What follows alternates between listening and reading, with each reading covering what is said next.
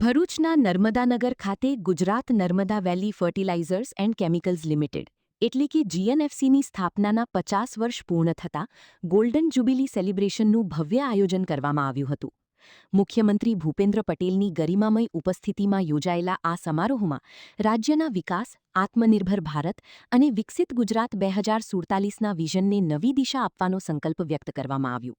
નર્મદાનગર ખાતે યોજાયેલા જીએનએફસીના golden jubilee સમારોહમાં મુખ્યમંત્રી ભૂપેન્દ્ર પટેલે જીએનએફસીની 5 દાયકાની ગૌરવશાળી સફરને ગુજરાતના ઔદ્યોગિક વિકાસ, ખેડૂતોની સમૃદ્ધિ અને આત્મનિર્ભર ભારતના નિર્માણમાં મહત્વપૂર્ણ યોગદાન ગણાવ્યું. તેમણે જીએનએફસીને વર્ષ 2047 સુધી હાલના આશરે 7,000 કરોડ રૂપિયાના પ્રોજેક્ટ પોર્ટફોલિયોને વધારીને 70,000 કરોડ રૂપિયા સુધી પહોંચાડવાનો લક્ષ્યાંક આપ્યો. સમારોહ દરમિયાન મુખ્યમંત્રીએ નર્મદાનગર ટાઉનશીપમાં નમો વડવન મિયાવાકી ફોરેસ્ટ અને ઓક્સિજન પાર્કનું લોકાર્પણ કર્યું. સાથે જ કોમ્યુનિટી સાયન્સ સેન્ટરનું ઉદ્ઘાટન કરી જીએનએફસીની 50 વર્ષની સફર દર્શાવતું કોફી ટેબલ બુક પણ વિમોચિત કર્યું. જીએનએફસી દ્વારા 50 વિકસિત ગામો વિઝન 2047 પહેલની પણ જાહેરાત કરવામાં આવી, જેના માધ્યમથી ભરૂચ જિલ્લાના 50 ગામોના સર્વાંગી વિકાસનો સંકલ્પ લેવામાં આવ્યો છે.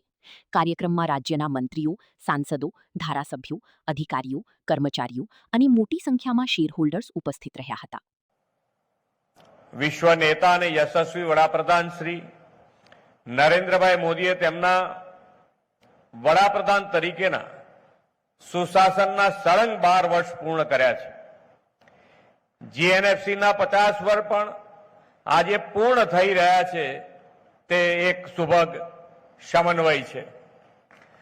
આદરણીય વડાપ્રધાનશ્રીએ મહત્વપૂર્ણ સિદ્ધિ માટે આપ સૌ વતી હું એમને ખૂબ ખૂબ અભિનંદન પાઠવું છું. તેમના નેતૃત્વમાં 12 વર્ષમાં ભારત વિશ્વની ત્રીજી મોટી આર્થિક વ્યવસ્થા બનવા તરફ તેજ ગતિથી આગળ વધ્યું છે. આ વિકાસ યાત્રામાં દેશના પીએસયુનો પણ મહત્વનો ફાળો રહ્યો છે. વડાપ્રધાનશ્રીએ પીએસયુને વધુ કાર્યક્ષમ, પારદર્શક અને સ્પર્ધાત્મક સાથે પ્રોફેશનલ એપ્રોચથી પ્રોફિટેબલ બનાવ્યા છે. શ્રી મોદી સાહેબે પીએસયુના કર્મચારીઓ ભરોસો મૂક્યો અને તેમની સરકારી ગેરેડમાંથી બહાર લાવીને ઇનોવેટિવ પ્રોજેક્ટ્સ માટે પ્રોત્સાહન આપ્યું. જીએનએફસી પણ આવું જ એક પીએસયુ છે. તેની 5 દાયકાની સફર માત્ર કંપનીની સફળતાની ગાથા જ નથી, પણ રાજ્યના વિકાસ, ખેડૂતોની સમૃદ્ધિ અને આત્મનિર્ભર ભારતના નિર્માણમાં આપેલા યોગદાનની અનન્ય સિદ્ધિ છે. આ માટે હું જીએનએફસીની મેનેજમેન્ટ ટીમ અને સમગ્ર જીએનએફસી પરિવારને ખૂબ ખૂબ અભિનંદન પાઠવું છું. હરિયાળી ક્રાંતિમાં યોગદાન આપવા માટે સ્થપાયેલી જીએનએફસી આજે ફર્ટિલાઇઝર રિવોલ્યુશનની લીડર બની છે.